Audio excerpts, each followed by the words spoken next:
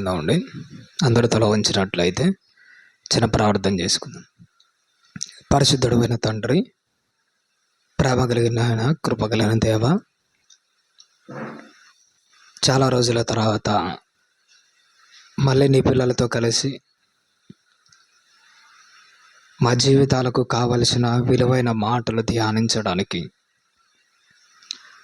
మీరు ప్రసాదించిన సమయాన్ని బట్టి, సందర్భాన్ని బట్టి వందనాలు తండ్రి. నిదాసునైన నేను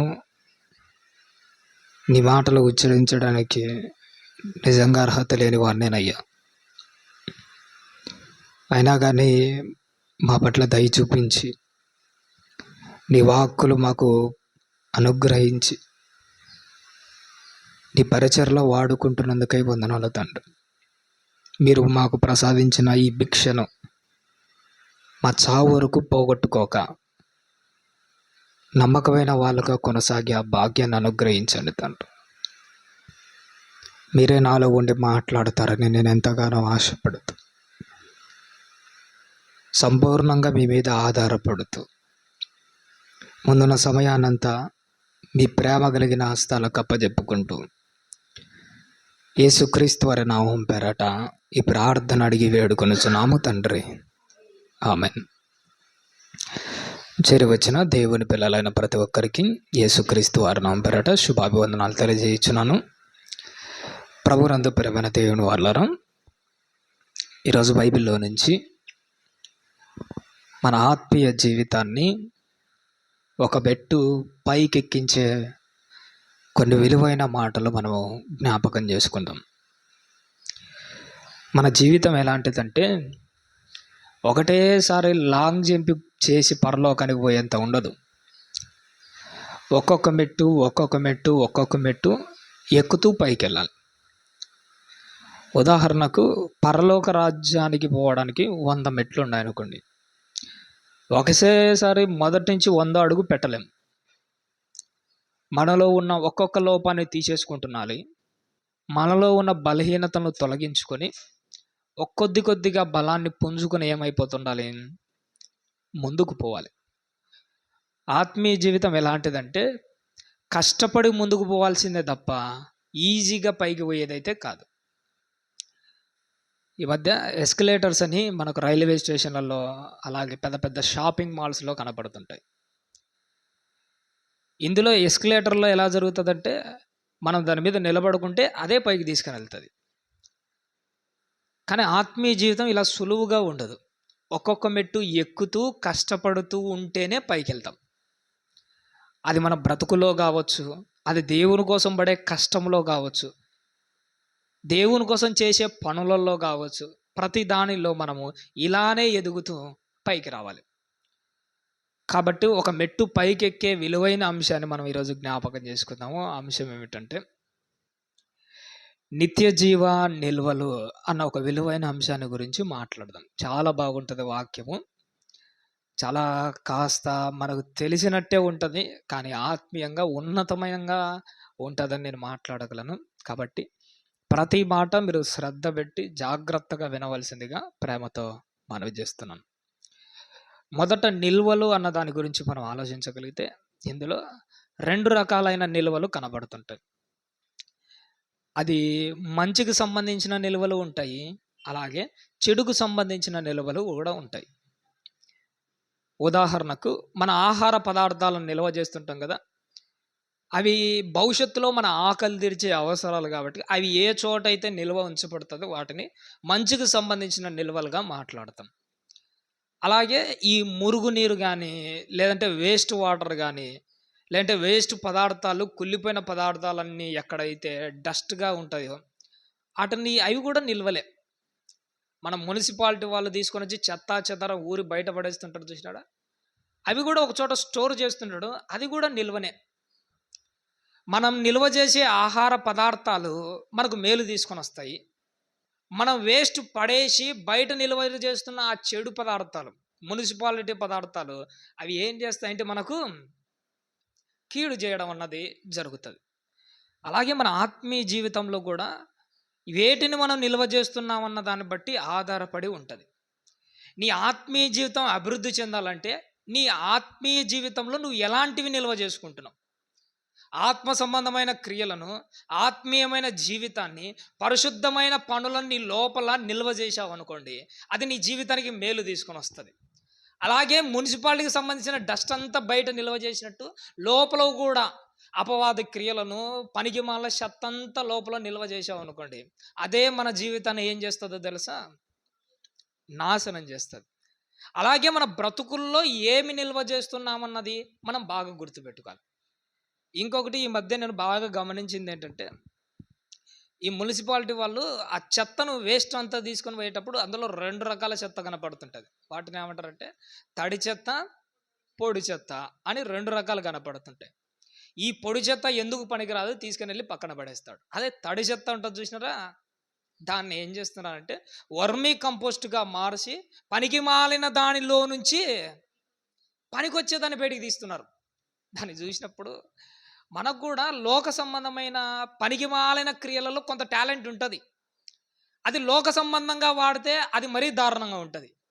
దానిని కూడా దేవునిలోకి మలిచామనుకోండి, దానిలో కూడా దేవునిలోకి యూజ్ చేశామనుకోండి, పనికిరాని చెత్తలో నుంచి పనికొచ్చేది బయటికి తీసినట్టు, మనలో ఉన్న పనికిరాని దానిలో నుంచి ఒక పనికొచ్చే దాన్ని బయటికి తీసామనుకోండి, అది మనకు ఉపయోగపడుతుంది. మనల్ని నమ్మి ఈ లోకానికి పంపించిన దేవునికి కాడ కాస్త ఉపయోగపడతాయి. కాబట్టి మన ఆత్మీయ జీవితంలో మనం గమనించవలసింది ఏంటంటే, మన లోపల ఎలాంటి వాటిని నిల్వ చేసుకుంటున్నాము అన్నది గమనించాలి.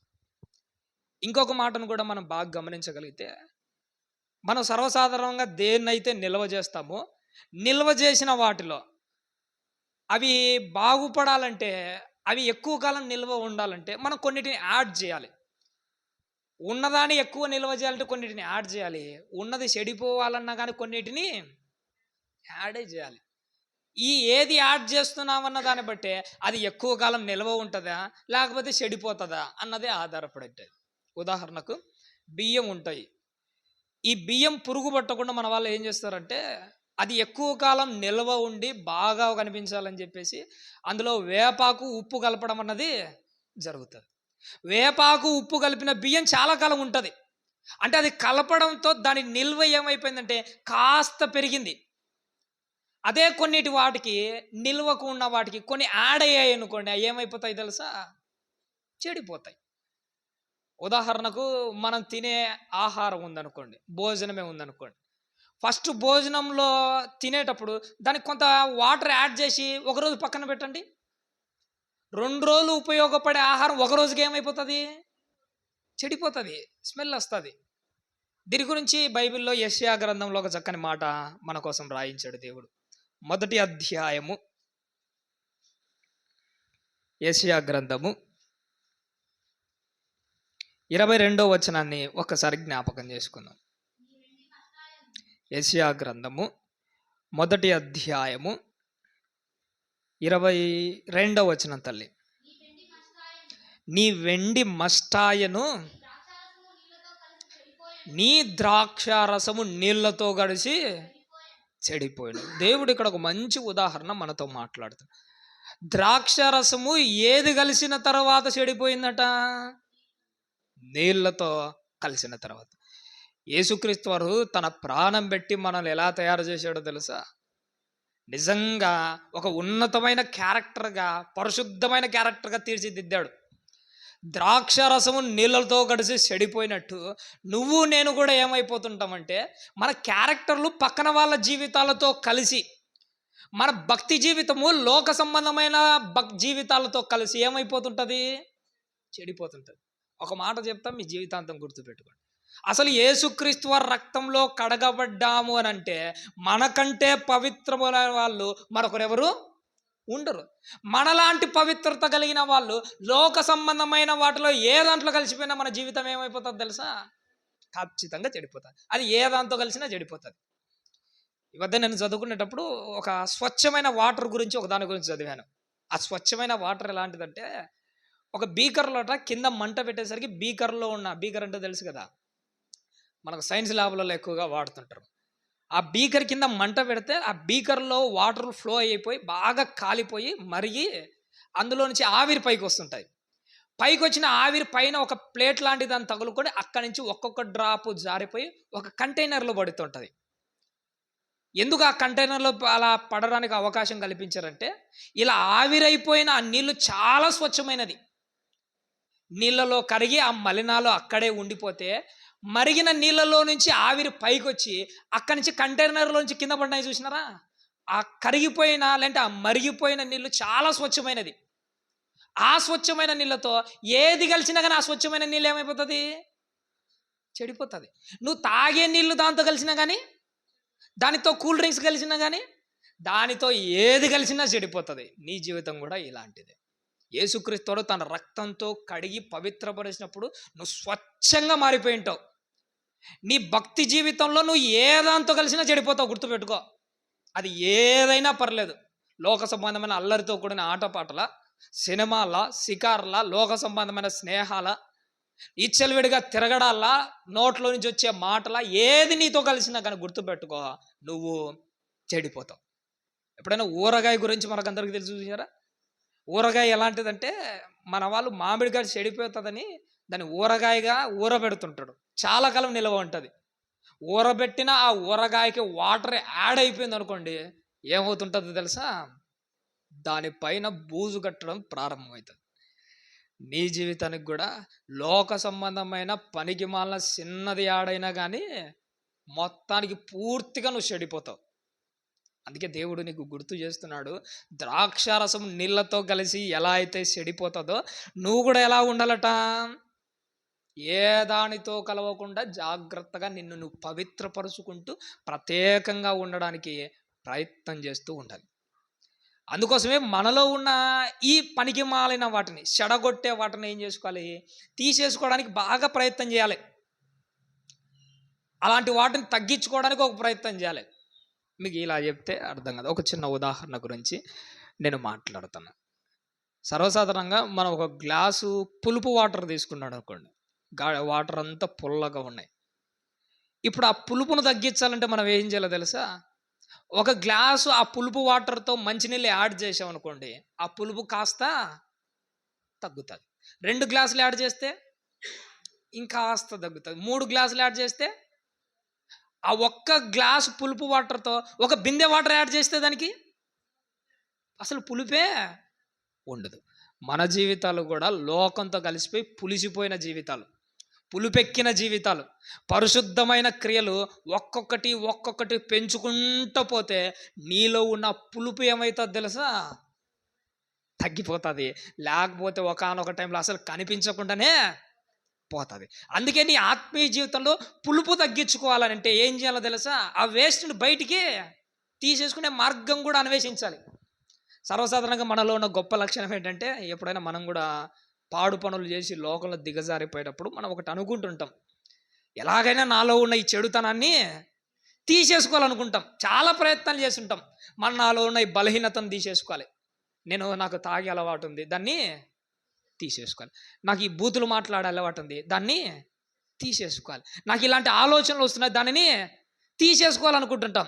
ఒక మాట చెప్పమంటారండి, నీలో ఉన్న పనికి మాలిన ఆలోచనలు తీసేసుకోవాలనుకుంటే కాదు, అది తీసేసుకోవడానికి దారిని నువ్వు ఓపెన్ చేసినప్పుడు లోపలికి పరిశుద్ధమైన క్రియలు వచ్చే దారి కూడా ఓపెన్ చేయాలి ఒకే టైంలోనే.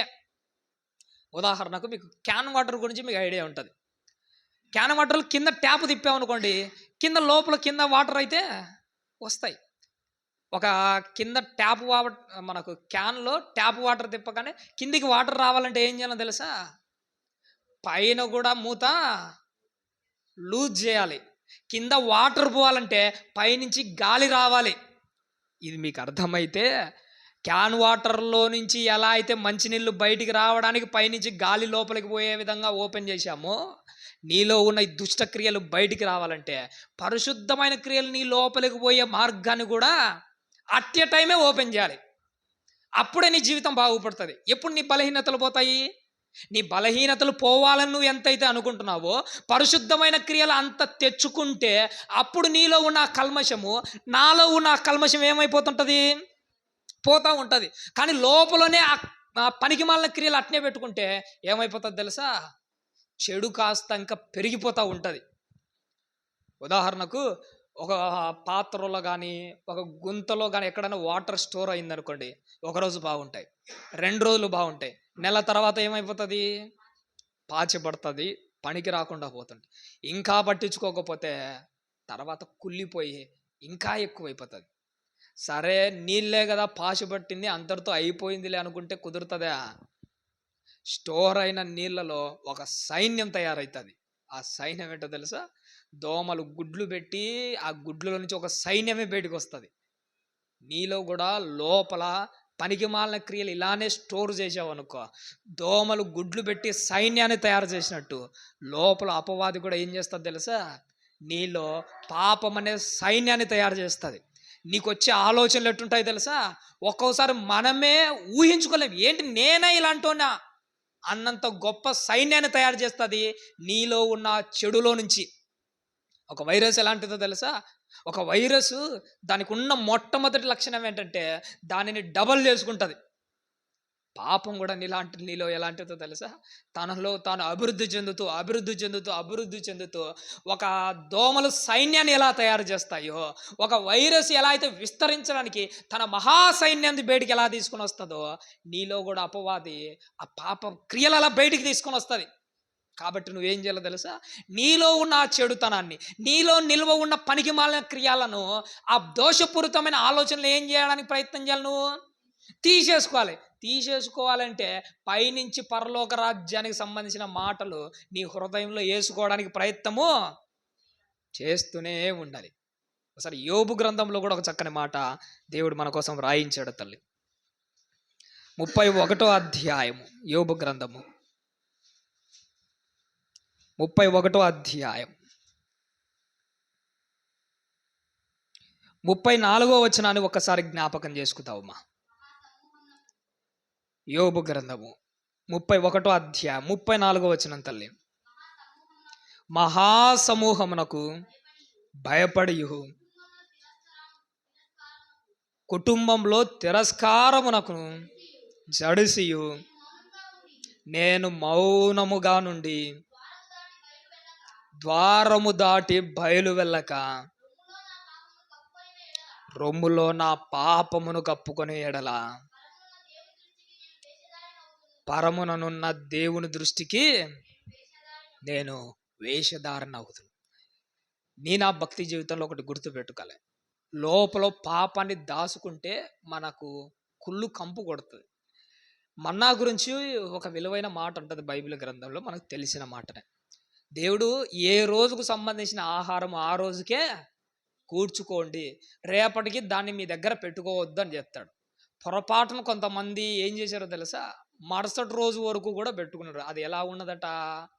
కుళ్ళిపోయి భయంకరమైన వాసన వచ్చిందట. మన్నాను మరో రోజు వరకు దాచిపెట్టుకుంటే ఎలా అయితే కుళ్ళిపోతుంటుందో, నీ హృదయంలో దాచుకున్న పాపము, నీ హృదయంలో కప్పుకున్న పాపం ఎలాంటిదో తెలుసా? యెహోవా దృష్టికి అసహ్యంగా కనపడుతుంది. ఎప్పుడైనా కానీ సమాధిలో లోపల దాచిపెట్టిన నీ శరీరం ఎలా అయితే కుళ్ళిపోతుంటుందో, నీ లోపల కూడా పాపం అలానే కుళ్ళిపోతుందని మాత్రం నువ్వు ఎప్పటికీ మర్చిపోకు. సమాధిలో దాచిపెట్టిన, సమాధిలో కుళ్ళిపోతున్న ఆ శవం నీ కళ్ళకు కనిపించకపోవచ్చు. అలాగే నీలో ఉన్న పాపం కూడా నీ కళ్ళకు కనిపించకపోవచ్చు. కానీ నీ హృదయాన్ని చూసే దేవునికి మాత్రం అది ఖచ్చితంగా కనబడుతుంటుంది. ఎలా ఉంటుంది తెలుసా? ఆయనకు అసహ్యం కలుగుతూ ఉంది. నా రొమ్ములో పాపాన్ని దాచుకొని ఎడల దేవునికి ఎలా కలుగుతుందట? అసహ్యం. దేవుడి దృష్టికి నేను ఎలా ఉంటా? మళ్ళా చదువు తల్లి. రొమ్ములో నా పాపమును కప్పుకొని ఎడల పరముననున్న దేవుని దృష్టికి వేషధారణ. పైకి మాత్రం నేను బాగున్నాను ప్రభువా అని లోపల పాపాన్ని కప్పుకుంటున్నావు అనుకోండి, దేవుని దృష్టిలో నువ్వు ఎలాంటి వాడివట? వేషధారణ. అలాంటి జీవితాలు మన దగ్గర ఉండకూడదు. దేవునికి మనం దగ్గర అయ్యాము అంటే దాని అర్థం ఏంటో తెలుసా? దేవుని దగ్గర మనకు నటించడానికి మరొకటి ఏమీ ఉండకూడదు. ఒక మాట చెప్పుకుంటా, దేవుని దగ్గర నటిస్తేనే కనుక్కోలేడా? ఖచ్చితంగా కనుక్కుంటాం. కానీ నా భక్తి జీవితంలో ఒకటే గుర్తుపెట్టుకోవాలి, నటించడం కాదు దేవుని దగ్గర.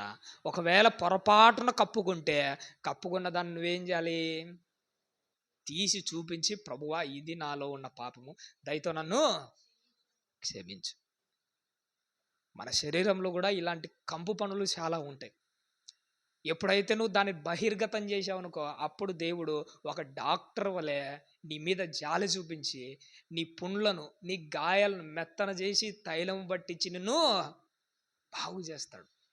ఒకవేళ అదే నువ్వు ఆ పుండ్లను కప్పుకున్నావు అనుకో, దేవుని జీవితానికి ఏం కాదు, నీ జీవితమే నాశనం అయిపోతుంది. కాబట్టి ప్రవణ దేవుని వారలరా, నువ్వు ఏం నిల్వ చేస్తున్నావు, దాన్ని నిల్వ చేయకుండా ఎలా కడుక్కోవడానికి ప్రయత్నం చేస్తున్నావు అన్నదే బాగా గుర్తించాలి. ఈ నిల్వలలో మరొక మాట కూడా ఉంటుంది.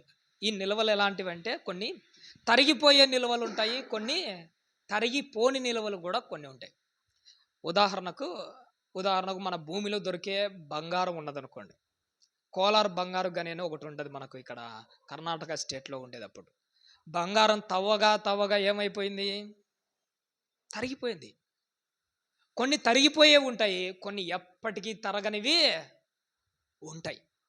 ఈ తరిగిపోయే వాటిలోంచి తరగని వాటివి కూడా వస్తాయి. అంటే చెడిపోయే వాటిలో నుంచి కూడా చెడిపోనివి వస్తుంటాయి. వాటిని పసిగట్టాలి. పాలున్నాయి, పాలు ఎలాంటివంటే 2 రోజుల కల్లా ఏమైపోతాయి, ఇవి చెడిపోతాయి. అదే పాలను కాంచి పెరుగుగా తయారు చేస్తే 2 రోజులకు చెడిపోవాల్సిన పాలు 3వ రోజుకు కూడా ఉంటాయి. 3 రోజు తర్వాత 2 రోజులు పెరుగు కూడా ఏమైపోతుంది, చెడిపోతుంది. అదే పెరుగును మజ్జిగ మాదిరి చేసి వెన్నను బయటికి తీశారనుకోండి, ఇంకా 4 రోజులు ఉంటుంది. అదే వెన్నను పక్కకు తీసి కాంచి నెయ్యి మాదిరి తయారు చేస్తే ఎప్పటికీ ఉంటుంది. చెడిపోయే దానిలో చెడిపోనిది ఒకటి ఉంటుంది. అలాగే ఈ శరీరం కూడా సాగు తర్వాత చెడిపోయే శరీరం. క్రైస్తవుని యొక్క లక్ష్యం ఏంటో తెలుసా? చెడిపోయే దీనిలో నుంచి చెడిపోని ఒక దేహాన్ని బయటికి తీయాలి, పరలోక రాజ్యానికి దానిని తీసుకెళ్ళాలి. అది క్రైస్తవుని యొక్క అంతిమ లక్ష్యం.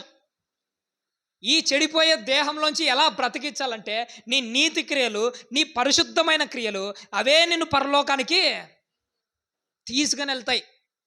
అందుకోసమే ఈ శరీరంలో నువ్వు ఏమి నిల్వ చేస్తున్నావన్నది మాత్రం బాగా ఆలోచన చేసుకుంటూ ముందుకు సాగిపోతూ ఉండాలి. ఒక ఒంటె గురించి మనకు అందరికీ తెలుసు, చాలాసార్లు మనకు తెలుసు. దానిని ఎడారి ఓడని కూడా మాట్లాడతాడు. ఎడారిలో నీళ్లు దొరకడం తక్కువ. అది దొరికినప్పుడు ఏం చేస్తుందంటే, నీళ్ళన్నింటినీ తీసుకొని తన మూపురంలో వాటిని దాచుకుంటుంది. ఒంటె మూపురంలో నీళ్లు ఎందుకు దాచుకున్నదో తెలుసా? అవకాశం ఉన్నప్పుడు తీసుకోవాలి, లేనప్పుడు ఉన్న మూపురంలోని వాటర్ అన్నది యూజ్ చేసుకుంటుంది. దాన్ని చూసి మనం ఒక మంచి పాఠం నేర్చుకోవాలి. ఈరోజు నీకు వాక్యం వినడానికి, ఈరోజు నువ్వు వాక్యాన్ని ధ్యానించడానికి నీకు అన్ని అవకాశాలు ఉన్నాయేమో. ఉన్నప్పుడే వాక్యాన్ని సంపాదించుకో. ఒకవేళ పోయిందనుకో, నువ్వు ఇప్పుడు సంపాదించుకొని నిల్వ చేసుకునే ఈ వాక్యము నీకు ఉపయోగపడుతుంది. ఈరోజు నీ కళ్ళు బాగున్నాయి కాబట్టి చక్కగా బైబిల్ చదువు. ఏదో ఒకరోజు యాక్సిడెంట్ కళ్ళు పోతే, యాక్సిడెంట్లో నీకు చెవులు వినబడకపోతే, అప్పుడు వాక్యం చదవడానికి అవకాశం ఉండదు, వాక్యం వినడానికి అవకాశం ఉండదు. అందుకే ఇప్పుడు నిల్వ చేసుకున్నది అప్పుడు యూజ్ కావాలంటే ఒక ఒంటె మాదిరి ప్రవర్తించు. అది నీళ్లు ఉన్నప్పుడు తీసుకుంటుంది, లేనప్పుడు మూపురంలోని వాటరు వాడుకుంటుంది. నా భక్తి జీవితంలో కాలంలో ఎప్పుడు అవకాశం ఉంటే అప్పుడు ఏం చేస్తూ ఉండాలో తెలుసా? ఏది కుదిరితే అది తీసుకొని లోపల స్టోర్ చేసుకొని పెట్టుకోవాలి, యూజ్ చేసుకొని పెట్టుకోవాలి. అప్పుడు స్టోర్ చేసుకొని పెట్టుకుంటే ఏదో ఒక టైంలో అది యూజ్ అవుతుంది. ఎప్పుడైనా కానీ నాకు ఏలియా గారి గురించి చదివినప్పుడల్లా నాకు ఒక మాట జ్ఞాపకం వస్తుంది. ఒకానొక టైంలో దేవుడు ఏలియాను పిలుస్తాడు. ఏలియాను పిలిచి ఒక్క పూట భోజనం పెట్టి ఎన్ని రోజులు నడిపించాడు? 40 రోజులు పని నడిపిస్తాడు. నాకు ఎప్పుడు డౌట్ వస్తుంది, ఒక్క పూట భోజనం 40 రోజులు కడుపులో నిలబడుతుందా? నిలబడదు. ఆయన కడుపులోని ఆహారం కాదు 40 రోజులు నడిపించింది. మనం తినే ఆహారం ఏమైపోతుంటుంది తెలుసా? జీర్ణమైన తర్వాత అది ఒక శక్తి మాదిరి స్టోర్ అవుతుంటుంది, కొవ్వు రూపంలో స్టోర్ అవుతుంటుంది. ఈరోజు నువ్వు తిని బాగా స్టోర్ చేసావు అనుకో, ఆ రోజు ఏదో ఒక రోజు నీకు ఆకలి అయ్యే టైంలో తినడానికి తిండి లేనప్పుడు స్టోర్లో ఉన్న ఈ కొవ్వు పదార్థాలు ఏమైపోతాయి, మళ్ళీ యూజ్ అవుతాయి.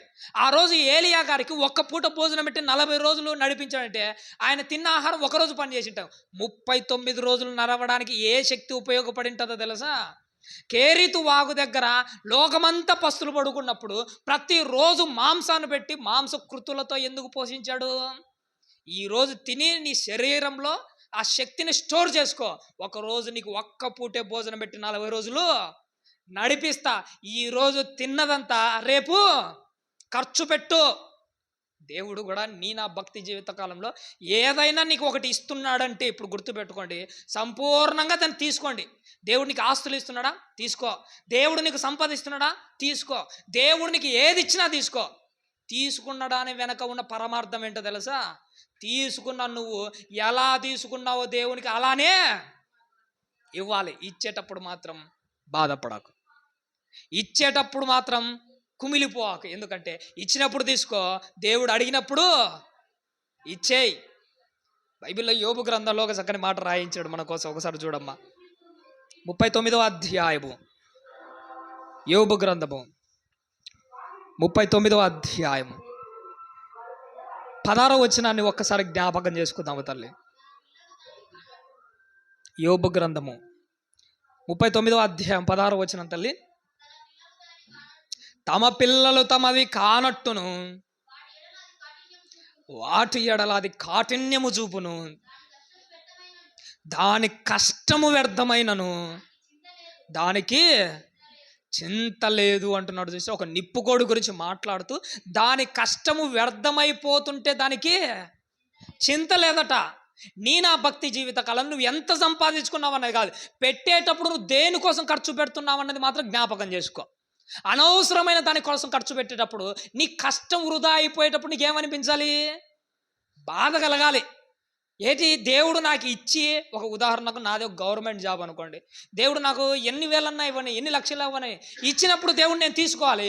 పెట్టేటప్పుడు మాత్రము దేవునికే పెట్టాలి. నా కష్టం బయటికి పోయేటప్పుడు నేనేమైపోవాలట? బాధపడిపోవాలి. ఏంటి, దేవుడు నాకు ఇచ్చింది ఏదానికి, నేను పెడుతున్నది ఏదానికి. నా కష్టం నా కుటుంబానికి అనవసరంగా ఎక్కువగా పోతుంది. కుటుంబానికి పెట్టాలి, అనవసరంగా ఎక్కువగా పెట్టకూడదు.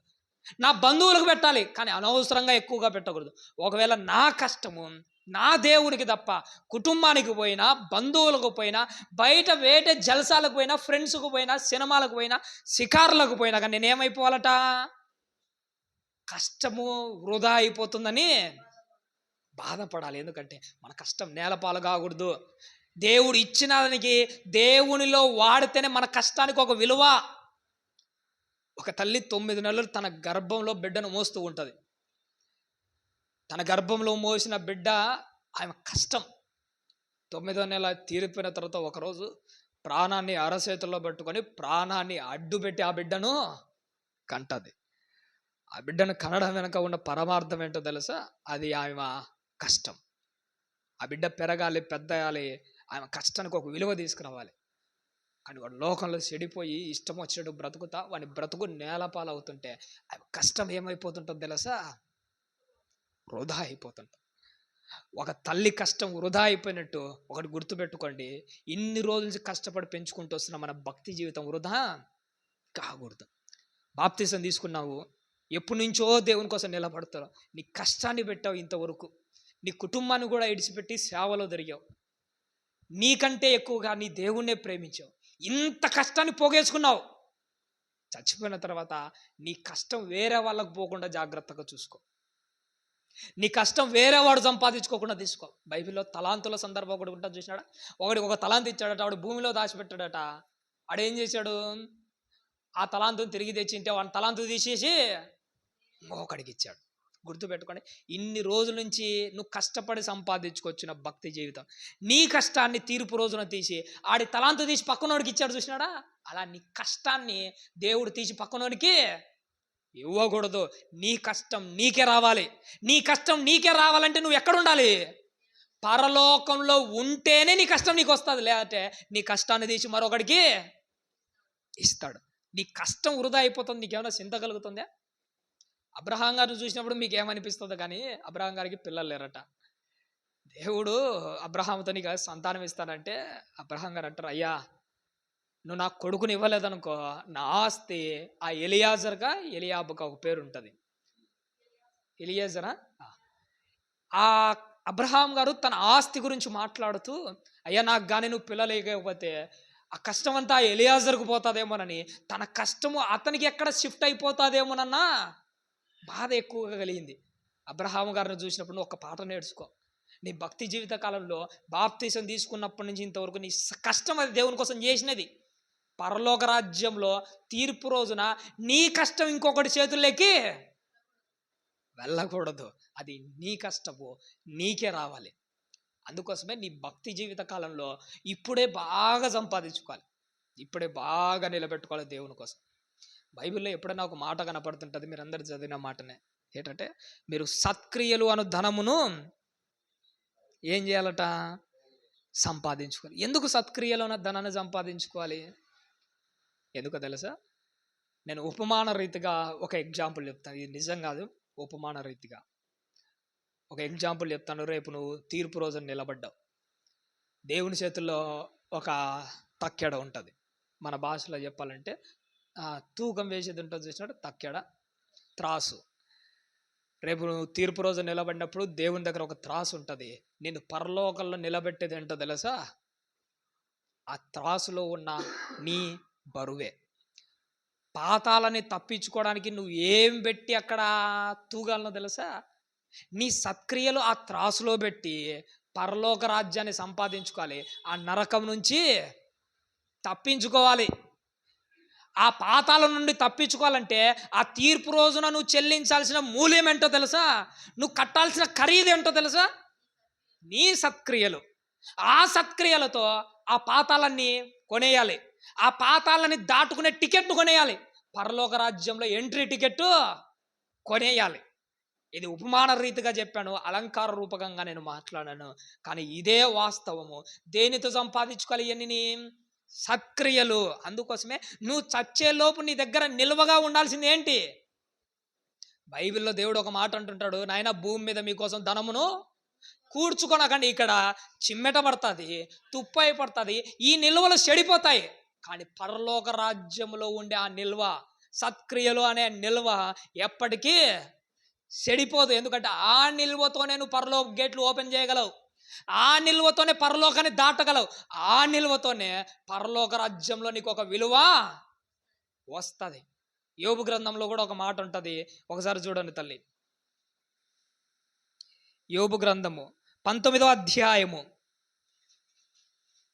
23వ వచనాన్ని ఒక్కసారి జ్ఞాపకం చేసుకుందాం. యోబు గ్రంథం 19వ అధ్యాయము 23వ వచనము. నా మాటలు రాయబడాలని నేను ఎంతో కోరుచున్నాను, అవి గ్రంథములో రాయవలనని నేను ఎంతో కోరుచున్నాను. యోబు గారు ఆశపడ్డారట తన బ్రతుకు కాలంలో. నేను ఎప్పుడని అనుకుంటున్నాను, యోబు గారు ఈ మాట పలికేయటానికి ఆయన మాటలు యోబు గ్రంథంలో రాయబడతాయని ఆయనకు తెలియదు. అయినా కానీ ఒక మంచి మాట పలికాడు. ఏమంటే, నా మాటలు రాయబడాలని ఎంతో కోరుచున్నాను. యోబు గారి మాటలు రాయబడ్డాయి. ఒక మాట చెప్పమంటారా? యోబు గారి మాటలే కాదు, నీ చూపులు, నీ క్రియలు, నీ ప్రవర్తన ప్రతిదీ ఏమైపోతుందో తెలుసా? జీవ గ్రంథంలో, బుక్స్లలో, గ్రంథాలలో రాయబడుతూ ఉన్నాయి. నీ జీవిత కాలంలో ఏవి నిల్వగా తయారవుతున్నాయి తెలుసా? నీ క్యారెక్టరే ఒక నిల్వగా తయారవుతుంది. నువ్వు ఏది నిల్వ చేస్తే ఆ నిల్వతో నువ్వు పరలోక రాజ్యాన్ని కొంటావా, అదే నిల్వతో నువ్వు నరకాన్ని కొంటావో అక్కడే ఆధారపడి ఉంటాయి. యోబు గారి మాటలు రాయబడితే ఆ మాటల ద్వారా ఆయన గౌరవం వస్తుంది. ఓపెన్గా ఒక మాట చెప్పుకుంటారు, నీ జీవితంలో కూడా నీ కోసం కూడా ఎన్నో పేజీలు రాయబడ్డాయి. ఎన్ని పేజీలు నీకు విలువను తీసుకొని వస్తున్నాయి, ఎన్ని పేజీలు నీ జీవితాన్ని విలువను తగ్గిస్తున్నాయి. నీ విలువను పెంచే పేజీలు ఎన్ని ఉన్నాయి దేవుని దగ్గర? నీ విలువను తగ్గించే పేజీలు ఎన్ని ఉన్నాయి? ఒక్కసారి ఆలోచన చేసుకో. ఈ పేజీలలో నీ మాటలు లిఖించబడుతుంటాయి, నీ చూపులు లిఖించబడుతుంటాయి, నీ ప్రవర్తన లిఖించబడుతుంది, నీ రహస్యమైన ప్రతి కార్యక్రమము లిఖించబడుతూ వస్తుంది. నీ భక్తి జీవిత కాలంలో జాగ్రత్తగా పసిగడుతూ ప్రవర్తించే తీరులు మనలో ఉండాలి. నీ ప్రతిదీ జీవితము రాయబడుతుందని వివేకంతో తెలివిగా ఏం చేయాలో తెలుసా? పసిగడుతూ ప్రవర్తించు. ప్రసంగి గ్రంథంలో కూడా ఒక మాట ఉంటుంది. చివరిగా అదొక మాట చూద్దామమ్మా. ప్రసంగి గ్రంథము 11వ అధ్యాయము 4వ వచనాన్ని చూద్దాము తల్లి. ప్రసంగి గ్రంథము 11వ అధ్యాయము 4వ వచనం. గాలిని గుర్తుపట్టువాడు విత్తడు, మేఘములను కనిపెట్టువాడు కోయడు అంటున్నాడు చూసాడా. ఇక్కడ ఒక మంచి ఆలోచనతో కూడిన మాటను మాట్లాడుతున్నాడు. గాలిని గుర్తుపట్టువాడు విత్తడు. ఎందుకంటే గాలి వచ్చిందంటే వాన పడదు. వాన పడకపోతే విత్తి ఏం ప్రయోజనము? గాలిని గుర్తుపట్టేవాడు విత్తడట, మేఘాలను గుర్తుపట్టేవాడు పంట కోయాడు. కోస్తే వాన పడితే ఆ పంట నాశనం అయిపోతుంది కదా. ఇది నీకు అర్థమైతే నీ జీవితాన్ని కూడా అన్నిటినీ ఆలోచన చేసి నీ బ్రతుకును సాగించుకో, తెలివిగా ప్రవర్తించు.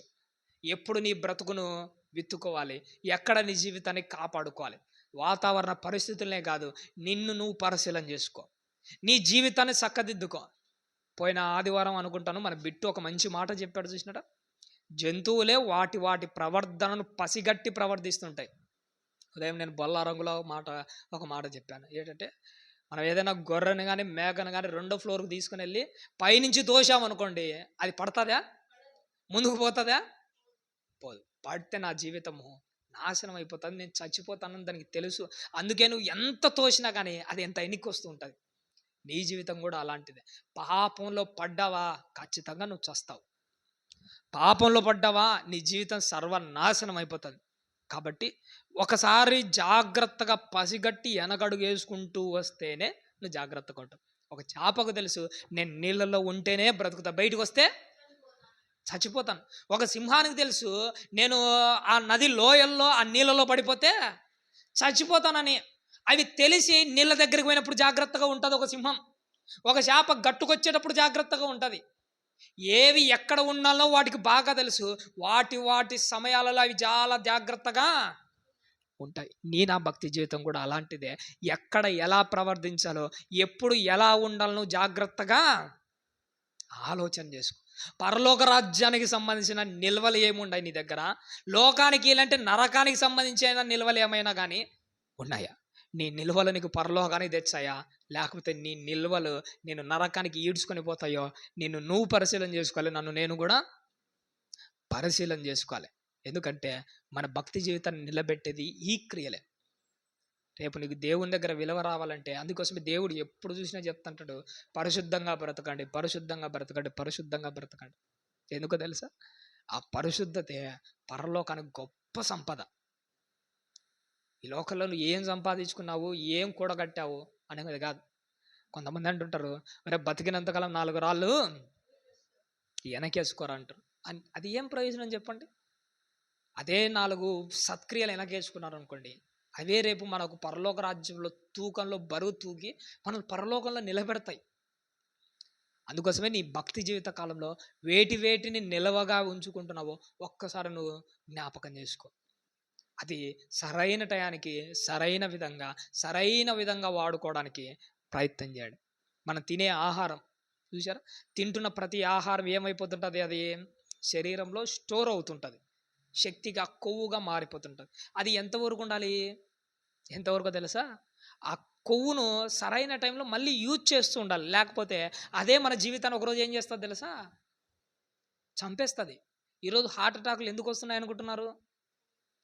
ఆ గుండెల్లో ఆ నరాలలో పేరుకుపోతున్న ఆ కొవ్వు పదార్థాలే. నువ్వు కూడా ఈరోజు సంపద వచ్చిందనుకో, దాన్ని ఎక్కువగా పేడ పెట్టావు అనుకో, అదే నీ జీవితాన్ని నాశనం చేస్తుంది. అది రావడం ఎంత ముఖ్యమో, దానిని దేవుని కోసం ఖర్చు పెట్టడం కూడా అంతే ముఖ్యం. ఈరోజు పరలోక రాజ్యానికి సంబంధించిన ఆ విలువైన మాటల్లో మనకు జ్ఞాపకం చేసుకుంటూ వచ్చింది ఏంటంటే, దేవుడు మనతో చెప్పాడు ఒకటే మాట, పరలోక రాజ్యానికి సంబంధించిన ఆ నిల్వలలో ఏ నిల్వలు మన దగ్గర ఉన్నాయి?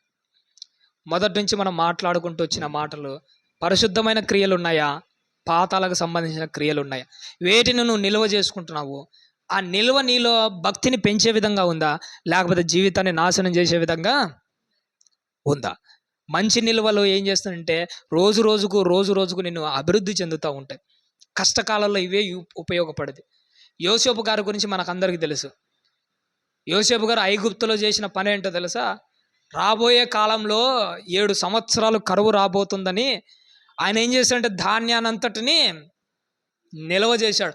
ఆ కరువు నుంచి తప్పించుకోవడానికి ఈ ధాన్యమే పెట్టుబడి. నీ బ్రతుకు కాలంలో కూడా చావు తర్వాత ఒక పాతాళం అనే భయంకరమైన కరువు రాబోతుంది. ఆ కరువును తప్పించుకోవాలంటే పెట్టుబడి ఏంటో తెలుసా?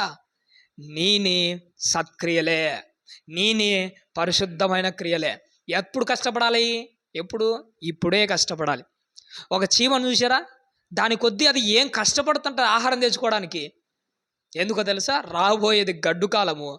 ఆ ప్రమాదం నుంచి నేను తప్పించుకోవాలంటే ఈరోజు రెస్ట్ తీసుకుంటే కుదరదు.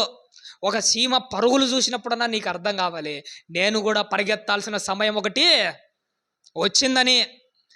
అది పరిగెడుతున్నప్పుడల్లా అమ్మో నేను కూడా పరిగెత్తాలి, ఎందుకంటే ఒకరోజు గడ్డు కాలం వస్తుంది, అప్పుడు నేను పరిగెత్తలేను. అప్పుడు ఆ కాలం నుంచి నేను తప్పించుకోవాలంటే, ఆ విపత్కర పరిస్థితి నుంచి నేను బయటపడాలంటే ఇప్పుడే పోగేసుకోవాలి.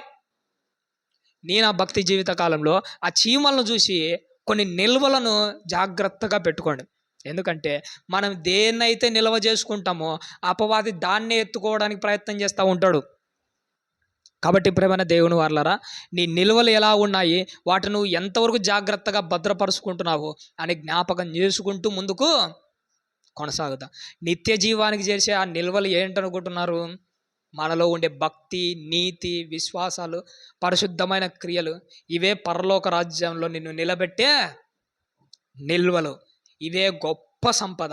ఈ సంపద గురించి తెలిసిన వాడెవడు ఎప్పటికీ ఆ సంపదను పోగొట్టుకోరు. కాబట్టి ప్రియమైన దేవుని వారలారా, మరణం వరకు నమ్మకంగా ఉందాము. ఇక్కడ కనపడుతున్న మనం పరలోకంలో కనిపించాలి. మన కష్టం మాత్రం ఎవడికి పోకూడదు. ఇది ఎప్పటికీ మర్చిపోకండి. ఎంతో కష్టపడుతున్నాం, ఎంతో ప్రయాసపడుతున్నాం, సేవ చేస్తున్నాం. మనకు లేకపోయినా పస్తులు పడుకొనైనా కానీ కష్టపడుతున్నాం. కాబట్టి మన కష్టం ఎవడికి పోకూడదు, మనకే దక్కాలి. ఆ కష్టాన్ని బాగా సంపాదించుకుందాము, దేవుని దగ్గర గొప్ప మేలు పొందుకుందాం. అలా మీరు, నేను, మనమందరం ఉండాలని ఆశపడుతూ ఓపికతో విన్నందుకు మీకు అందరికీ నా నిండు మనసుతో వందనాలు తెలియజేస్తూ ఈ నా మాటలు ముగిస్తున్నాను.